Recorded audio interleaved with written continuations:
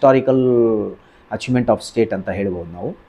ಈಗ ನಮಗೆ ನೋಬಲ್ ಶಾಲೆಗೆ ಬಂದಿರೋ ಒಂದು 100% ರಿಸಲ್ಟ್ಗೆ ಪಬ್ಲಿಕ್ ಎಕ್ಸಾಮ್ ಬರೋಕ್ಕೆ ಮೊದಲೇ ನಮ್ಮ ಮಕ್ಕಳು 7 ಎಕ್ಸಾಮ್ ಬರೆದಿರ್ತಾರೆ. ಈ ಎಲ್ಲದಕ್ಕೂ ಇವತ್ತು ಫಲ ಸಿಕ್ಕಿದೆ. 55 ಮಕ್ಕಳಿಗೆ 55 ಪಾಸ್ ಆಗಿದ್ದಾರೆ. ಸೊ ಈ ರೀತಿ ನಾವು ಒಂದು ಪ್ಲ್ಯಾನ್ ಮಾಡ್ಕೊಂಡು ಬಂದಿದ್ದಕ್ಕೆ ನಮಗೆ ಫಲ ಸಿಕ್ಕಿದೆ. ಮಕ್ಕಳಿಗೆ ಆ ಥರ ರೆಡಿ ಮಾಡೋಕ್ಕೆ ನಾನು ಪ್ಲ್ಯಾನ್ ಮಾಡ್ತೀನಿ. ಎಲ್ರಿಗೂ ನಮಸ್ಕಾರ. ನಾನು ನೋಬಲ್ ಶಾಲೆಯ ಕಾರ್ಯದರ್ಶಿ. ಏನಿವತ್ತು ನಮ್ಮ ರಾಜ್ಯ ಕರ್ನಾಟಕ ರಾಜ್ಯ 10ನೇ ತರಗತಿ ಫಲಿತಾಂಶ ಘೋಷಣೆ ಮಾಡಿದೆ.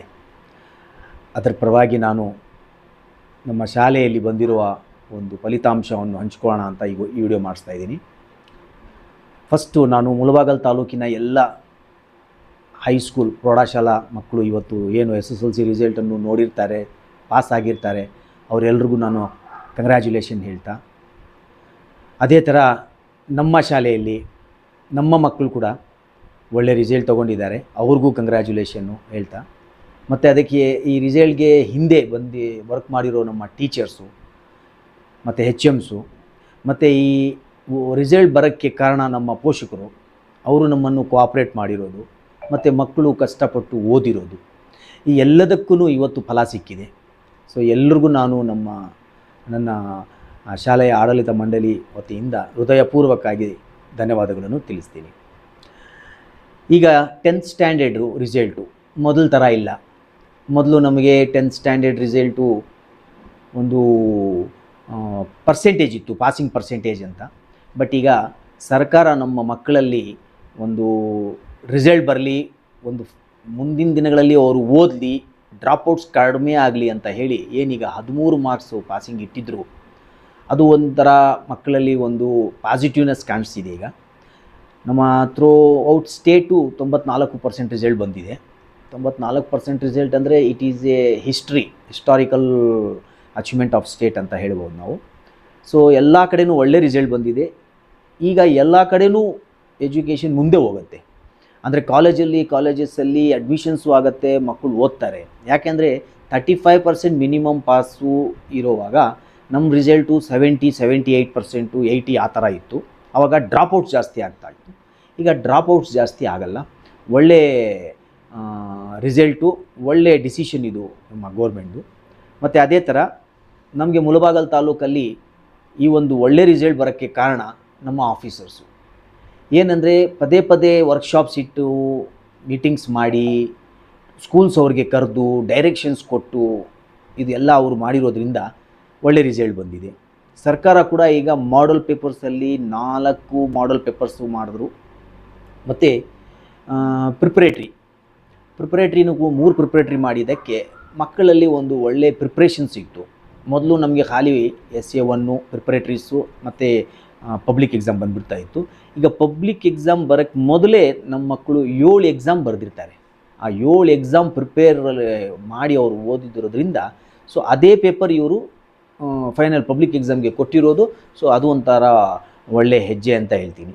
ಸೊ ಈ ರೀತಿ ನಮ್ಮ ಶಾಲೆಯಲ್ಲಿ ಈ ವರ್ಷ 55 ಮಕ್ಕಳು ಎಕ್ಸಾಮ್ ಬರೆದಿರ್ತಾರೆ. 55 ಮಕ್ಕಳಿಗೆ 55 ಪಾಸ್ ಆಗಿದ್ದಾರೆ. ಅದರಲ್ಲಿ ನಮ್ಮ ಡಿಸ್ಟಿಂಕ್ಷನ್ಸ್ ನಂಬರ್ಸು ಹೇಳಬೇಕಂದ್ರೆ ಟೋಟಲ್ ಆಗಿ ನಮ್ಮಲ್ಲಿ 17 ಡಿಸ್ಟಿಂಕ್ಷನ್ಸ್ ಬಂದಿದೆ. 17ನಲ್ಲಿ 8 ಬಾಯ್ಸ್ 9 ಗರ್ಲ್ಸ್ ನಮ್ಮ ಪರ್ಸೆಂಟೇಜು. ಫಸ್ಟ್ ಕ್ಲಾಸಲ್ಲಿ ನಾವು ಸೆಕೆಂಡ್ ಆಪ್ಷನ್ನು ಫಸ್ಟ್ ಕ್ಲಾಸಲ್ಲಿ 30 ಸ್ಟೂಡೆಂಟ್ಸ್ ಫಸ್ಟ್ ಕ್ಲಾಸ್ ಬಂದಿದ್ದಾರೆ. ಅದರಲ್ಲಿ 15 ಬಾಯ್ಸು 15 ಗರ್ಲ್ಸು. ಅದೇ ಥರ ಸೆಕೆಂಡ್ ಕ್ಲಾಸಲ್ಲಿ 3 ಮಕ್ಕಳು ಬಂದಿದ್ದಾರೆ, 3 ಕೂಡ ಬಾಯ್ಸೇ. ಮತ್ತು ಜಸ್ಟ್ ಪಾಸ್ ಆಗಿರೋದು 4 students, only 4 students and 4 students are from the boys. So ಈ ರೀತಿ ನಮ್ಮಲ್ಲಿ 55 ಮಕ್ಕಳು ಏನು ಎಕ್ಸಾಮ್ ಬರೆದು 55ಕ್ಕೆ 55 ಪಾಸ್ ಆಗಿದ್ದಾರೆ. ನಮ್ಮ ಸ್ಕೂಲ್ಗೆ 100% ರಿಸಲ್ಟ್ ಬಂದಿದೆ. ಇದಕ್ಕೆ ನಾನು ಈ ಮಕ್ಕಳಿಗೆ, ಪೋಷಕರಿಗೆ, ನಮ್ಮ ಶಿಕ್ಷಕರಿಗೆ ಎಲ್ರಿಗೂ ನಾನು ಧನ್ಯವಾದಗಳನ್ನು ತಿಳಿಸ್ತೀನಿ. ಮತ್ತು ಅದೇ ಥರ ನಮ್ಮ ಶಾಲೆಯಲ್ಲಿ ನಾವು ಮಕ್ಕಳಿಗೆ ಮೇಯಿಂದಾನೇ ವರ್ಕ್ ಸ್ಟಾರ್ಟ್ ಮಾಡಿದ್ವಿ. ಡಿಸೆಂಬರ್ಗೂ ಟಾರ್ಗೆಟ್ ಇಟ್ಕೊಂಡ್ವಿ, ಸಿಲೆಬಸ್ಸು ಕಂಪ್ಲೀಟ್ ಮಾಡೋಣ ಅಂತ. ಆಯಿತು. ಜನವರಿಯಿಂದ ಪ್ರಿಪ್ರೇಷನ್ಸ್ಗೆ ಬಿಟ್ವಿ. ಸೊ ಈ ರೀತಿ ನಾವು ಒಂದು ಪ್ಲ್ಯಾನ್ ಮಾಡ್ಕೊಂಡು ಬಂದಿದ್ದಕ್ಕೆ ನಮಗೆ ಫಲ ಸಿಕ್ಕಿದೆ. 2 ಮಕ್ಕಳು 600 ತೊಗೊಂಡಿದ್ದಾರೆ. ಒಂದು ಮಗು 605 ಮತ್ತು ಇನ್ನೊಂದು 600.